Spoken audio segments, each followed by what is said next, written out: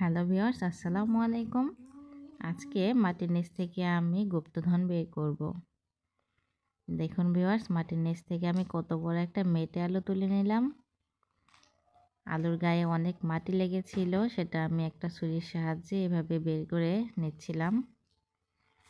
মেটে আলু লাগানোর সময় হচ্ছে মার্চ এপ্রিল মাসে, আর এটা উত্তোলন করতে হয় ডিসেম্বর থেকে জানুয়ারি মাসে।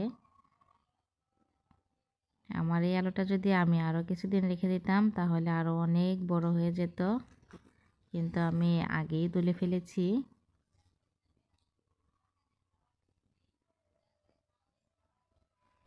দেখুন ভিউয়ার্স, বেশ বড় হয়ে গিয়েছিল আলুটা। এখন আমি এভাবে পানি ছেড়ে আলুটাকে ধুয়ে নিচ্ছিলাম।